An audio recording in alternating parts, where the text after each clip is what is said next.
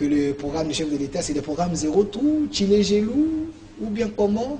Toutes ces questions très questionnantes, c'est avec mon invité d'aujourd'hui que nous allons tenter de donner des réponses, parce que l'émission d'aujourd'hui, c'est la première émission de l'année, l'émission au centre, un peu bilan, nous allons essayer un peu de voir qu'est-ce qu'il faut faire en 2022 pour que le peuple se retrouve. Sur ces plateaux, je suis avec M. Georges Milumbu, il est docteur en économie de l'éducation, c'est un acteur politique très proche de la population. M. Georges Milumbu, soyez le bienvenu. Merci beaucoup. Je ne peux pas rater cette opportunité pour présenter les vœux les meilleurs à la population congolaise, qu'elle garde espoir que, disons, une autre RDC est possible. Le changement est une loi. Le changement est une loi, c'est votre concept. Vous pensez réellement qu'une autre RDC est possible? Quelqu'un qui vit sans espoir, il ne peut pas, ils ont amélioré les choses. Or, le Congo doit avancer. Et c'est dans l'espoir que le Congo doit avancer que nous sommes convaincus que, disons, une autre RDC est possible. Si aujourd'hui nous pouvons avoir un problème d'homme, en termes du capital humain capable de transformer nos ressources en richesses, ça ce n'est qu'une étape de l'histoire. Comme nous le disons, il y a du moment où Dubaï était un désert, mais aujourd'hui c'est la ville de prédilection de tout le monde. C'est parce qu'un jour, cette ville a connu un homme qui a une vision et qui est un leader, donc qui incarne les valeurs de leadership. Le leadership transformationnel, pas un leadership de position. Je ne sais pas si vous... Un leadership de positionnement. Non, pas de positionnement, de position. Oui, les gens vous respectent parce que... Vous voyez par exemple l'histoire de Kabila. Il part du pouvoir, tout le monde est parti. Ah, vous êtes... Non. C'est-à-dire que quand même des Chadar et des Minak, il y a quand même un grand nombre de gens qui sont restés à lui fidèles. Les gens Marika Samba, ils sont très nombreux. Un grand nombre, s'il faut voir ceux qui chantaient du matin au soir, Joseph Kabila, qui ne voulait pas que les autres accèdent à Kabila. Tous sont partis, non? Les gens suivaient Kabila, ce n'est pas parce que ils respectaient Kabila profondément. C'est parce qu'il pouvait leur donner du pouvoir. C'est seulement pour ça. À partir du moment qu'il ne peut pas signer un poste pour quelqu'un, tout le monde est parti. Vous pensez que du fait que le Mende, les Bouchab, les Louman aussi réellement, c'est vrai, c'est confirmé que Louman et Bouchab sont maintenant dans l'union sacrée, tous ces caciques, tous ces grands-là, les décideurs du PPRD ou soit du pouvoir de Joseph Kabila et tous aujourd'hui de l'autre côté, c'est parce que ils ont suivi celui qui a la signature. Vous pensez réellement? C'est pourquoi, si je parle du leadership des positions, je ne me trompe pas. C'est parce que je sais que c'est ça la dynamique de la politique congolaise actuellement. Il ne serait pas étonnant que le président Félix, juste après son pouvoir, ou qu'il n'ait pas l'occasion de donner les postes aux gens, disons, tout le monde va partir. Parce que jusque-là, c'est le leadership des positions qui influence.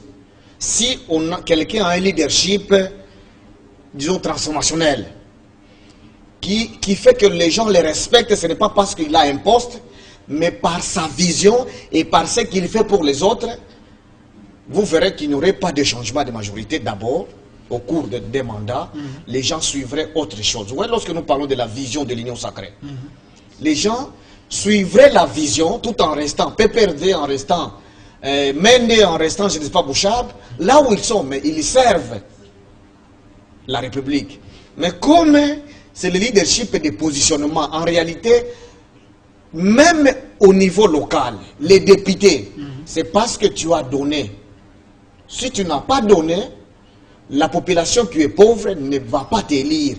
Ou si tu n'as pas parlé de ton sang, les gens ne vont pas te donner le mandat. Je ne sais pas si tu comprends. Vous pensez que c'est que les Machakoumé nous donc sont en train d'influencer leurs frères? Ça c'est notre débat, mais parce que vous avez dit ici qu'il faut avoir une vision, mais je vous dis clairement, je vous donne l'information, le chef de l'État avait dit, avant qu'il accède au pouvoir, ou après il a dit que la RDC sera l'Allemagne de l'Afrique. Donc c'est déjà une vision, il voit les pays en grand. Demain, vous pensez que cette vision, les gens ne peuvent pas suivre? Si quelqu'un suit cette vision, il cherche la position ou un positionnement? la vision, ça peut rester un discours ou un rêve si les actions ne suivent pas. Vous voyez, depuis que moi je suis né, on dit que Jésus va revenir bientôt. C'est une vision chrétienne aussi, non? Mais mon grand-père est décédé, mon père est décédé aussi, Jésus n'est pas encore rentré. C'est une vision pour la doctrine chrétienne, n'est-ce pas? Et ce n'est pas une vision. Mais si Jésus revenait, pour moi, je serais convaincu, ah, il est là, voilà. Mais c'est pour dire aussi que un leadership, un leader, c'est celui qui influence les autres. C'est lui qui s'accroche au leadership des positions. Parce que je suis président de la République, parce que je suis premier ministre, parce que je suis bourgmestre, parce que je suis directeur d'une école, j'ai le pouvoir de remplacer quelqu'un ou de le priver de son salaire. Et les gens vous respectent, vous appellent chef, excellence pour ça. Même si vous dites que vous êtes porteur d'une vision, vous n'êtes pas un leader. Et par conséquent, la vision même n'a pas de contenu parce que nous disons chez nous que les termes ont des contenus. Lorsqu'on dit l'état des droits, ça doit avoir un contenu. Lorsqu'on dit vision, ça doit avoir un contenu. Lorsque ces termes-là n'ont pas de contenu par rapport aux actions, ça reste un discours et d'ailleurs les plus beaux possibles. Une question de curiosité, M. Georges Mulumbu. C'est vrai, hein, on est en train de nous suivre partout dans le monde. On est sur Canal+, fréquence 349, vous nous suivez sur TNT et dans plusieurs bouquets. M. Georges Mulumbu, une question de curiosité parce que vous parlez de la vision d'un leader. Kabila, Félix, qui est plus leader que l'autre? Est-ce que Kabila était un leader? Est-ce que les gens ont compris le message que Kabila avait? S'il était un leader, quel était son message? Si Félix, vous pensez qu'il est un leader, quel est son message? Pour fixer l'opinion, que les gens puissent au moins s'accrocher à la vision, aider ces gens-là à accomplir leur vision au lieu de suivre les postes. Moi, je voudrais bien entendre me poser la question, en quoi toi tu es leader? Disons, tu prétends être leader. Non, nous allons revenir à vous après. L'honorable Tingui peut prétendre être leader. Vous voyez des questions, parce que lorsque vous voulez que je parle des autres. Vous n'avez pas la décision à prendre, vous n'influencez peut-être pas, vous n'avez pas la signature. Mais dis-moi, ceux qui sont là, ils peuvent décider sur l'avenir de tout un peuple. Voilà pourquoi nous posons des questions sur eux. Je viens de définir le leadership des positions. C'est ce qui fait qu'au cours d'un mandat, les gens ont quitté Kabila, sont maintenant avec Félix. C'est parce que Kabila n'était pas un leader. C'est un leadership des positions. Sa fusion était mal comprise. Je parle bien de leadership des positions. Il ne faut pas m'introduire les termes que moi je n'utilise pas. J'utilise mes termes et je suis conséquent de mes termes. Okay. J'ai dit le leadership des positions, c'est celui qui anime nos régimes. Les gens suivent quelqu'un parce qu'il peut leur donner du pouvoir. Je ne sais pas si vous comprenez. Si le leadership était par rapport à la vision, à ce que l'autre fait pour les autres, pour l'intérêt général, on ne changerait pas de majorité au cours d'un mandat. Et même Félix n'aurait même pas besoin de changer la majorité. Vous n'êtes pas un constitutionnaliste, voilà pourquoi le professeur Mbata a dit c'est tout le monde qui s'improvise pour interpréter la Constitution, du moment que lui, il a dit, les chefs de l'État, tout ce qui s'est fait, c'est dans la Constitution. Est-ce que ce que je dis, c'est par rapport à la Constitution, c'est par rapport au leadership, disons, transformationnel? Moi, je parle du leadership que je donne les cours de leadership. Est-ce que moi je dis que je donne cours de la Constitution, je ne sais pas mon droit constitutionnel? Je dis bien le leadership. Je ne sais pas si vous me comprenez. On vous comprend. Ne créez pas de confusion là-dessus. Je ne crée pas de confusion, mais quand vous entrez dans un terrain de l'autre, il faut laisser les spécialistes et non. Je n'entre pas dans la Constitution. Apparemment, c'est comme si vous doutez que pendant les mandats, on ne peut pas changer la majorité. Là, il faut laisser aux constitutionnalistes peut-être. Je ne dis pas ça. Okay. Je ne dis pas ça. Vous voyez, lorsque les gens vont suivre les pasteurs, les gens sont nombreux dans les églises. Vous pensez que c'est parce que les pasteurs distribuent des pains? C'est parce que le pasteur a une certaine onction et les gens sont obligés de les respecter profondément. Même s'il dit venez, même si à la pluie, les gens vont venir. Je ne sais pas si vous comprenez. Donner les 10%, sans fouet, quelqu'un divulgue son secret, il va verser les 10%. Tu vois ce genre de leadership. Est-ce que vous pensez que les gens respectent nos autorités de cette façon-là?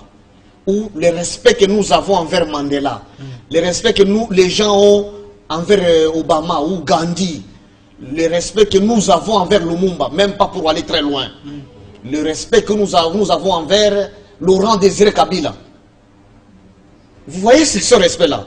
On n'oblige personne à se réclamer kabiliste, mais les gens se réclament des kabilistes selon la vision de Laurent Désiré Kabila. Ils se réclament lumumbistes, même ceux qui n'ont pas vu Lumumba. Vous comprenez ce genre de leadership? Est-ce que c'est le leadership qui se transforme parce qu'on a donné des voitures à un groupe de gens? Non, c'est pas ça le leadership. Là, c'est juste une dynamique politique pour chercher de leur manière à stabiliser les institutions. À partager les gâteaux.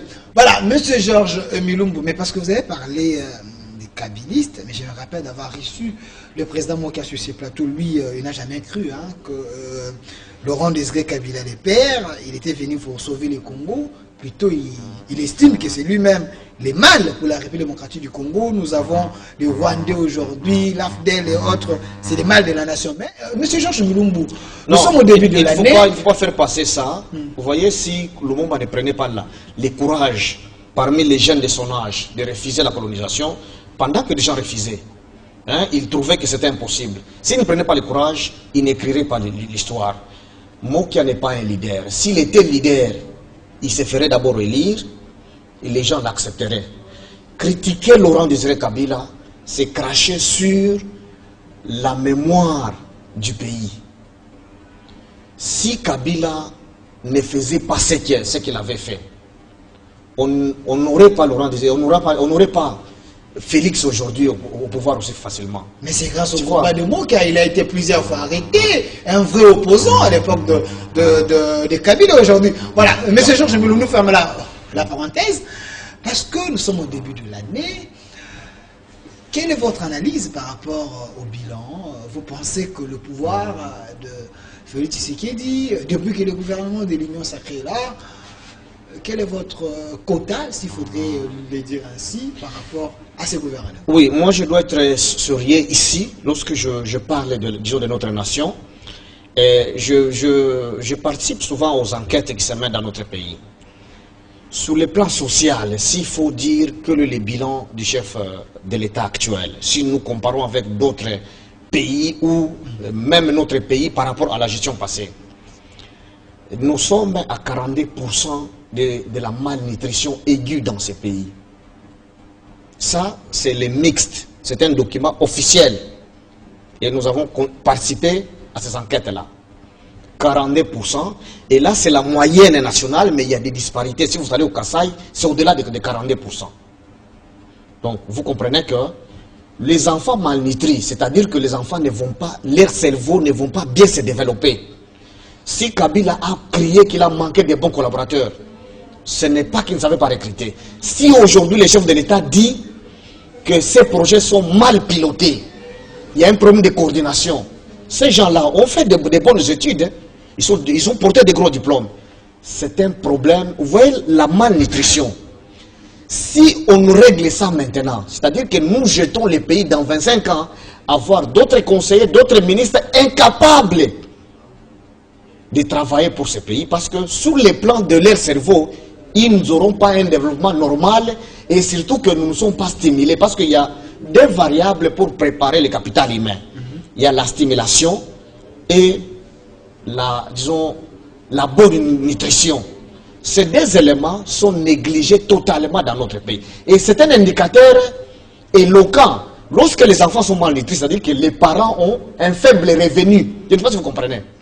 Parce que c'est lorsque tu as un faible revenu que tu ne peux pas acheter du lait à ton enfant, tu ne peux pas acheter du soya à l'enfant le matin. Donc, l'indicateur sur le plan social, c'est la malnutrition des enfants qui explique clairement le niveau de vie des ménages congolais. Et ça, le régime actuel n'a pas amélioré ça depuis que nous sommes là. Il y a ces enquêtes ont été menées en 2020, en 2019, en 2018. Mais nous parlons des enquêtes de 2020 ici. Ces enquêtes ne se sont pas améliorées par rapport aux indicateurs passés. Donc c'est pour dire qu'on a même régressé en termes disons, de la difficulté. C'est pour dire que nous avons encore à faire pour améliorer les sociales des Congolais. Au lieu de dire non, on a payé tel, on a fait ceci, mais sur le plan social, l'indicateur pour prédire le capital humain, les gens qui vont gérer ces pays après nous. Nous sommes à 42% de malnutrition, ce qui est désolant pour un pays qui veut se développer et rester présent dans les concerts des nations. Donc c'est des chiffres vérifiables, vous pensez 42% Je parle bien des mixtes. Okay. Ce sont des enquêtes officielles, pas seulement au Congo, tous les pays du monde font ces enquêtes. Je ne sais pas si vous comprenez. C'est en ligne et c'est en dur dans tous les ministères. Vous pouvez vérifier. Monsieur Georges Mulumbu, mais il y a quand même quelque chose à noter par rapport à ce pouvoir. Est-ce que vous ne sentez pas la volonté de la part du chef de l'État quand il dit je veux faire, je veux faire, je veux faire. Cette volonté, est-ce qu'il n'est pas victime parce que la volonté elle n'est pas suivie par les gens qui peuvent accompagner cette volonté. Du moins il veut faire. Est-ce que tu peux me rappeler un seul président qui disait je ne peux pas faire? Depuis que toi tu connais l'histoire du Congo, même l'histoire des nations. Tous les présidents ont la volonté. Maintenant là, nous avons besoin des actions. Dans les pragmatismes. Les pragmatismes dans la gestion. Et le pragmatisme pour les cas de ce régime, c'est enfoncer les clous sur la gouvernance. La bonne gouvernance. La gestion rationnelle des ressources congolaises. C'est ça le problème. Mais nous avons les technocrates, nous avons Sama qui est là, il a géré, un gouvernement avec du sang nouveau, trop de jeunes, les nouveaux figures, mais apparemment c'est comme si vous remarquez que c'est la même musique. Ce que je sais, même le chef de l'État est très conscient qu'il est mal entouré, c'est pourquoi il a dit que ces projets sont mal. Il est conscient de ça, mais je me demande pourquoi il ne change pas les choses. Et aussi le mode de gestion. Vous voyez, on a décrit sous Kabila le gouvernement parallèle. Ce gouvernement parallèle se porte très mieux sous le président actuel. Vous savez que la ligne de péréquation est vide dans le budget 2022. On prend beaucoup d'argent, on met au niveau central qui va développer la territoriale, qui va construire. Vous voyez que les projets de 200 jours, c'est beaucoup d'argent, non? C'était un rendez-vous manqué de l'amour que le chef de l'État devait avoir vis-à-vis de la population. Si les projets là de 100 jours là, un franc sorti devait effectivement être investi, le président Félix effacerait Kabila de la tête de tout le monde. Sans faire aucun discours. Et il n'aurait même pas besoin de faire un discours au Kassai pour dire Machima, qu'est-ce qu'il a dit? Machakoumeni. Il n'aurait même pas... Il a même demandé pardon à ses frères. Cette phrase-là ne lui passerait même pas par la tête si le projet de 100 jours était bien exécuté. Parce qu'il n'aurait pas besoin de se plaindre pour dire c'est l'Union africaine ou c'est si, non. Il serait très content parce que tout le monde les porterait partout sur l'ensemble du pays. Parce que nous... Donc, les problèmes d'hommes posent... C'est un sérieux problème. Il est mal entouré et la moindre des choses, c'est changer des gens. Dans 80 millions de Congolais, il y a des Congolais honnêtes et dignes qui ne sont pas derrière ses amis pour être branchés, pour être connectés à lui-même par corruption. Il y a des gens très dignes.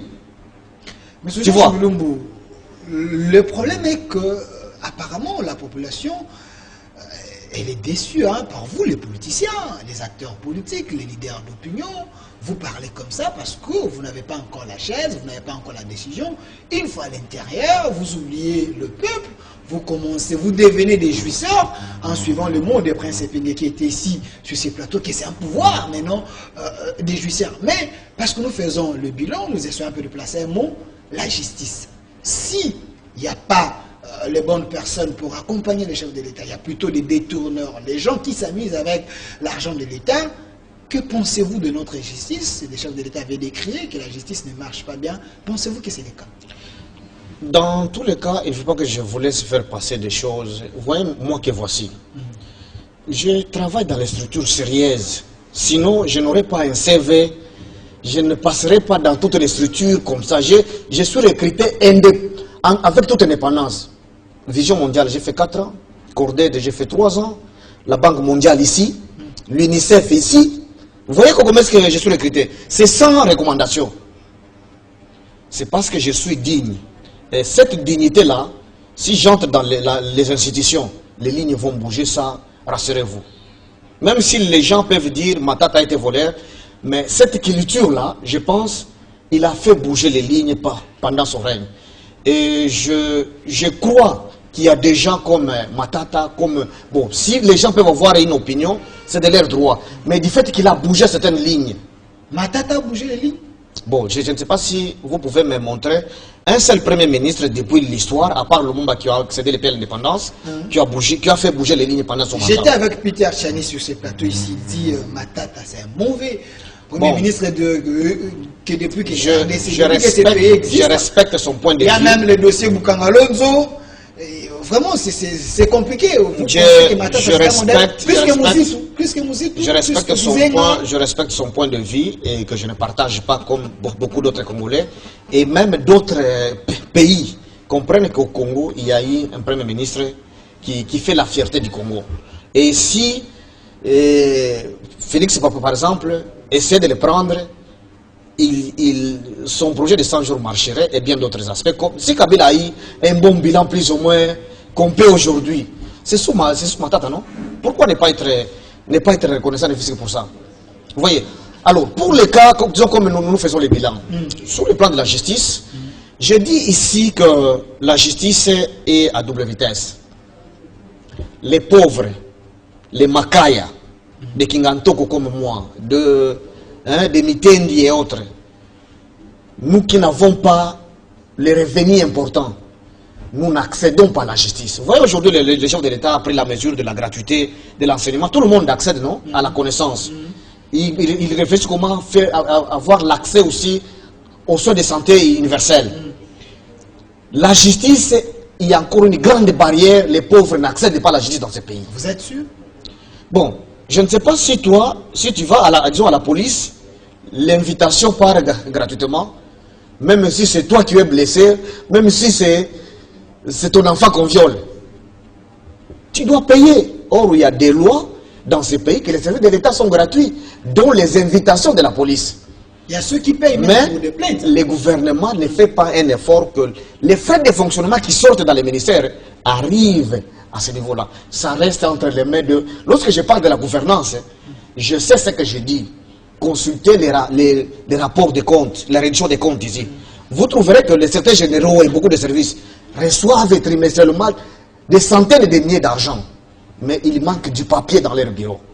Mais la police manque tout. Allez disons au parquet. Si tu n'as pas l'argent, ton dossier ne bouge même pas. Tu écris, personne ne lit. Dans l'état des droits, vous êtes sûr, sous Félix, ça continue? Mon cher, je suis en train d'exprimer ce que le peuple est en train de vivre. Je ne sais pas si vous comprenez. Okay. L'accès à la justice est encore... Écrivez-vous témoigner si réellement c'est qu'il est en train de dire. L'accès à la justice dans ce pays est difficile pour celui qui n'a pas d'argent. Et celui qui a l'argent pour arracher un jugement dans nos tribunaux ici, tu dois dépenser, même si disons tu as la raison. C'est de quelques cas où tu peux avoir des témoignages des églises qu'on a eu les jugements sans débourser l'argent. Donc la concussion, tu as droit au jugement et tu as raison, mais on t'oblige de donner l'argent. Aussi ceux qui sont maintenant au pouvoir, la justice est plus favorable pour eux. Aujourd'hui, je te donne des cas. Okay. Kambere, du PPRD, a tapé quelqu'un, il est en prison. Ferdinand Kambere, je l'ai reçu plusieurs fois. Il y a des conseillers du chef de l'État qui ont tapé sur les gens. Ils sont où? Vous dites? Des conseillers du chef de l'État, ils ont tapé sur les gens. Ils sont où? J'ai vu une vidéo sur qu'il est avec le visage des Ils sont où? Je ne sais pas si c'est lui, mais voilà. j'ai vu quand même une vidéo. C'est ça la justice des hommes au pouvoir. Tu vois les gouverneurs du Congo central. Oui, à tout voilà. On l'a invité plusieurs fois. Je suis dans les cercles des députés. Je connais bien ces gens-là. On l'a invité, réinvité, convoqué. Il ne venait pas. Donc, il a résisté à la justice. On l'a pris par force. Tu vois que les chefs de l'État s'est plaint que les magistrats ne travaillent pas. Les magistrats l'ont lancé un défi. Ils ont exécuté le mandat d'amener. On l'amène et les pouvoirs influencent, on les libère. Mais les droits de l'homme Vous, aussi. vous comprenez? S'il vous plaît, M. Georges Mulumbu, les droits de l'homme aussi obligent à ce que, même si la personne a commis une infraction, mais il y a quand même la manière. Vous parlez des cas récents d'Atoumatoubouana, c'est quand même un ancien gouverneur, si on peut le dire ici, du Congo central. Il y a quand même la manière, c'est individuel, la manière même de le préhender. Vous prenez quelqu'un comme un voleur. C'est bien beau. Vous voyez il est encore présumé innocent. Vous voyez les billets, les erreurs qu'on introduit intentionnellement. Est-ce que ce monsieur qui a pris cette vidéo-là, est-ce qu'il a montré la vidéo comment est-ce que les policiers d'Atou ont résisté aux agents de l'ordre? Pourquoi ne pas montrer aussi la vidéo comment est-ce que la garde du corps d'Atou Matoumane a résisté? Tu vois? Après avoir négligé les actes du ministère public. Je ne sais pas si vous comprenez. Les magistrats exécutés, les pouvoirs influence, on les libère comme si le monsieur, c'était un saint. Dans une justice à double vitesse. Hein. C'est ce que je dis. Selon vous. Les pauvres n'accèdent pas au pouvoir. Les riches dépensent beaucoup d'argent pour avoir la justice. Les gens au pouvoir, c'est eux qui manipulent la justice. Et là, je me dis, les mots ont des contenus. Que signifie alors l'état des droits que prône les chefs d'État? Vous avez dit qu'il a la bonne volonté, non? Dans sa bonne volonté, il dit état des droits, état des droits, état des droits. Quel est le contenu de l'état des droits pour les pauvres qui n'accèdent pas à la justice? Quel est le contenu de l'état des droits à celui qui a un peu de moyens, mais pour avoir raison, il doit débourser beaucoup d'argent. Et ce n'est pas parce quel est maintenant l'état des droits pour un conseiller qui tape sur quelqu'un et qu'on ne l'inquiète pas? Bon, tu vois? Je ne sais pas. Parce que maintenant, donner les contenus à la justice. J'avais suivi une autorité de la justice dans notre pays. Il dit depuis qu'il a été nommé, il n'a pas le frais de fonctionnement, il ne sait pas comment faire fonctionner l'administration là où il est. Ce n'est pas parce que les parents sont démissionnaires et ça crée tous ces bobards au sein de la justice. Parce que il y a quelqu'un même qui m'avait dit, il est parti porter plainte, on lui dit, ok, nous acceptons, mais va acheter les papiers d'indicateurs et un stylo, comme ça on va écrire. Ce n'est pas parce que l'administration, l'État ne donne pas de moyens, ou c'est parce qu'on détourne ce que l'État donne. Mais toi, tu as donné l'impression de poser la question à la population si c'est vrai ce que je disais. Donc, quelqu'un déjà a déjà témoigné. Non, ça que je termine. Mais je veux que les gens aussi me confirment. Voilà. Oui, oui. Pour cette question-là, je dis toujours que nous, Congolais, nous sommes des indisciplinés à tous les niveaux. Ça, c'est fort quand même. L'État... Les Congolais en général. Oui, je sais ce que je dis. Okay. L'État, les trésors publics déboursent les frais de fonctionnement dans beaucoup de ministères. Cet argent-là fait quoi exactement?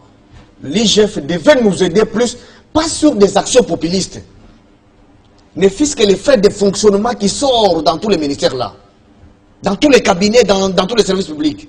C'est beaucoup d'argent qui ne fait rien.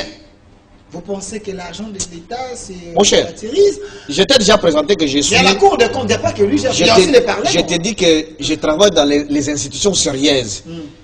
Nous avons la possibilité de contacter qui nous voulons et avoir l'information sur la gestion parce que nous allons comme des bailleurs. Vous comprenez ce que je dis? Donc je ne dis pas ici comme quelqu'un qui vient apprendre des choses ici. Donc l'argent de l'État est dilapidé. L'argent de fonctionnement sort. Les secrétaires généraux. Je peux même citer tel reçoit. Non, ne cite pas. Voyez. Mais aller dans les directions, il manque du papier. Bon, prenons le cas, disons, de la justice. Okay. Est-ce que le ministère de la Justice ne reçoit pas les frais de fonctionnement? Le secrétaire général ne reçoit pas les frais de fonctionnement. Et bien d'autres services qui sont liés à ces magistrats-là. Est-ce qu'ils ne reçoivent pas les frais de fonctionnement? Il a dit ça publiquement, qu'il n'a jamais reçu. Non, si lui ne reçoit pas, j'ai dit, il y a un certain niveau, l'argent de fonctionnement vient. Mais on ne les redistribue pas comme le législateur l'a prévu. C'est ça qui fait que les pauvres, ils ne touchent rien. Je lance le message. Voyez. L'UGF, attendez. L'UGF, la Cour des comptes, les parlementaires, vraiment, si l'argent de l'État sort comme ça, il y a les individus qui roulent carrosse, qui dilapident l'argent de l'État, mais les petits peuples souffrent. Mais vous êtes là pour faire quoi? Vous voyez pourquoi j'ai dit que nous sommes des indisciplinés, nos Congolais? Nous savons que cet argent est là pour répartir, que les services fonctionnent. Mais un groupe de gens sont en train de bouffer ça comme ça. Et personne ne les inquiète. Tu vois, c'est pourquoi je dis les défis du président actuel, c'est la gouvernance. Ce n'est pas le théâtre que ses collaborateurs font. Il semblerait... Un autre fait. Il semblerait qu'on a déboursé, si c'est 6 millions ou 6 milliards, quelque chose comme ça, pour aller acheter des chanchards en Namibie. Apparemment, c'est comme si on a utilisé que 1 milliard, c'est... Tu vois? Il semblerait, si c'est vrai, il faut avoir un procès public, que ces gens-là payent. Les enfants namibiens apprennent qu'il y a un grand lac, le plus poissonneux, c'est le lac Tanganyika. Mais ils s'étonnent que les Congolais sont allés acheter l'espace. Tu vois, lorsque je parle du capital humain, au lieu de se faire entourer de gens qui connaissent d'abord l'anglais, les lire très bien et comprendre, et puis qui comprennent ce qui signifie la passation des marchés, nous on amène les gens, ils lisent, ah, ici on a parlé de 3 millions, ici de 6 millions, donc les miens au franc. Ils ne comprennent pas le contenu, que ça c'est pour acheter l'espace, ça c'est pas pour acheter les poissons. Ils signent des contrats, ils nous amènent ici, or c'est pour acheter l'espace, que les Congolais aillent eux-mêmes pêcher. Oh! Vous voyez, lorsque je dis nous Congolais, nous sommes des indisciplinés. C'est ça, l'indiscipline. Et aussi, vous voyez que là, c'est la partie, disons, du fonctionnaire de l'État. Les trésors publics donnent les frais de fonctionnement, mais les frais de fonctionnement qui ne sont pas utilisés pour des fins. L'objectif est pour lesquels l'argent est décaissé. Donc, nos taxes, nous que nous payons. Deuxième point, les magistrats eux-mêmes. Nous déboursons beaucoup d'argent pour t'ouvrir seulement un dossier au parquet ici. Tu ne peux pas perdre. Si c'est payé, c'est 600 $.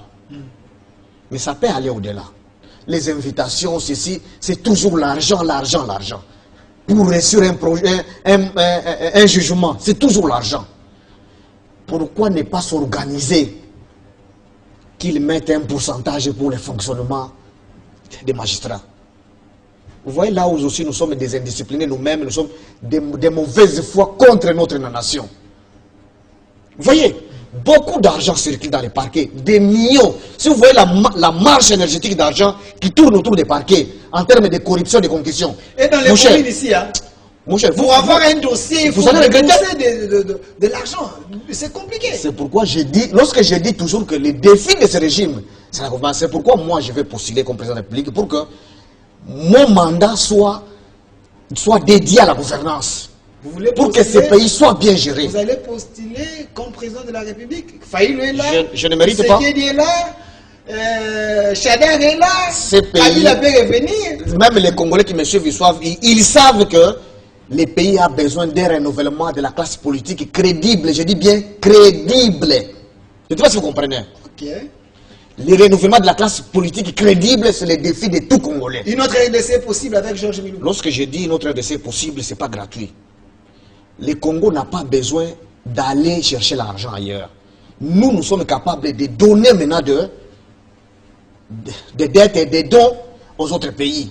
Nous avons besoin de prendre notre armée et aller soutenir les autres armées. Pas demander l'armée des autres pays. Monsieur Georges Milou, parce que nous en avons la capacité. Il nous reste 5 minutes. Humaine, financière, en termes de ressources, nous en avons maintenant la capacité de capter ces ressources et les canaliser dans une traçabilité, dans la logique de la gouvernance. C'est ce qui nous manque, nous sommes des indisciplinés. Monsieur Georges Milou, je rappelle que vous êtes docteur en économie de l'éducation, vous êtes enseignant également à l'université. J'étais avec Jean-Marie Kassamba sur ce plateau ici, le DG de Télé 50.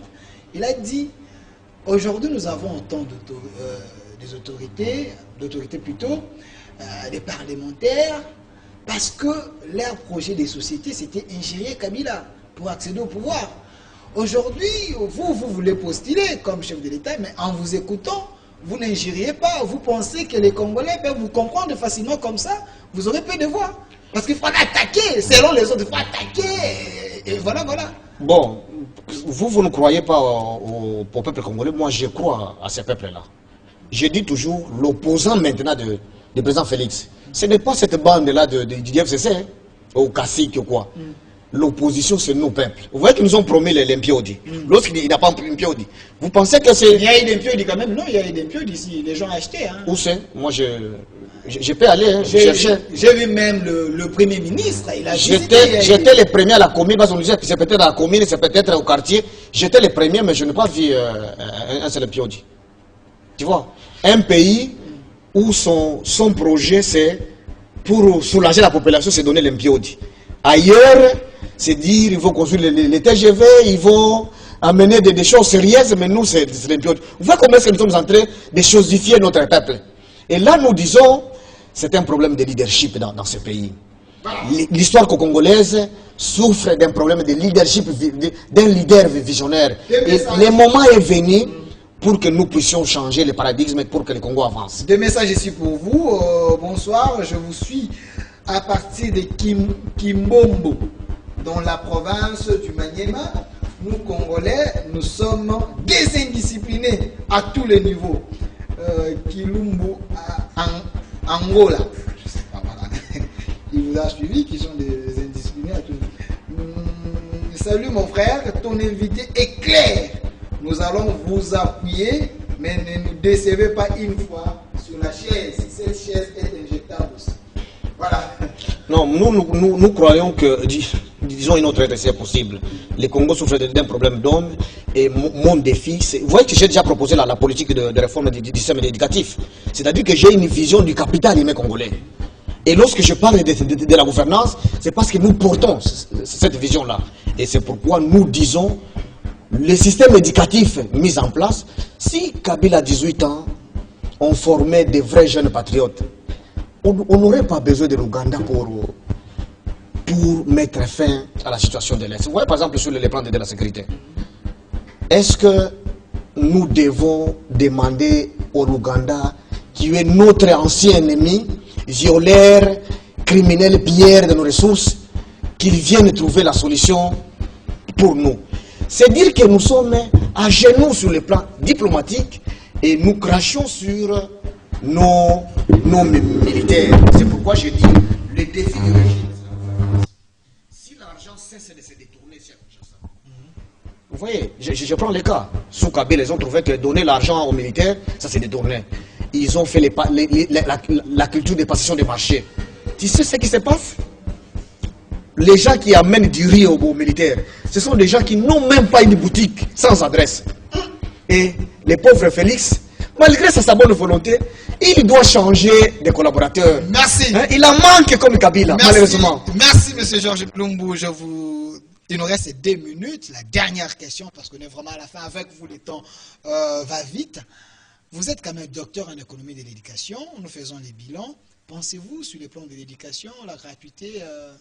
ça a été une réussite ou soit qu'est-ce qu'il faut encore faire pour que les choses aillent mieux en 2022? Oui, la gratuité, le président de la République a réussi à ramener beaucoup d'enfants qui étaient en dehors de l'école. Ça, j'apprécie parce que c'était mon rêve. Mais tous les enfants ne sont pas revenus parce qu'on n'a pas construit les salles de classe attendues. Parce que nous avons fait des prévisions. Les salles de classe n'ont pas été ajoutées. Les enseignants, pour occuper ces beaucoup d'enfants-là, n'ont pas... Est-ce que vous avez entendu qu'on a recruté un seul nouveau enseignant? Je mets quiconque au défi. Mais 80 enfants, 100 enfants. Maintenant, ils sont en 3e primaire, non, avec la gratuité. Que pensez-vous qu'un enseignant humainement peut faire devant 150 enfants? Les former ou seulement assurer la discipline pour que les enfants ne se blessent pas? Donc, sur le plan de la qualité, nous préparons un faux capital humain, comme je l'ai dit. Le président à venir, il va manquer un seul bon collaborateur parce que l'école ici va sortir des gens qui ne savent ni lire ni écrire. Et ça, nous portons cette vision. C'est pourquoi nous disons la solution, elle est congolaise. Prendre beaucoup d'administratifs qui traînent, qu'ils soient des enseignants pour occuper les enfants, que chaque enfant se retrouve devant un enseignant payé.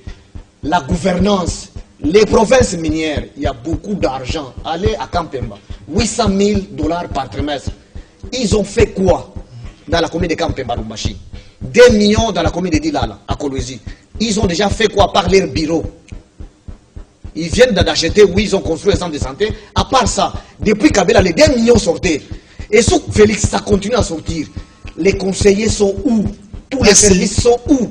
Vous voyez pourquoi je dis le Congo a vocation d'aider les autres que de nous faire aider. Merci. La gouvernance reste la solution. Merci, Monsieur Georges Milumbu. Les temps nous fait défaut, mais nous allons encore vous inviter pour éclairer l'opinion.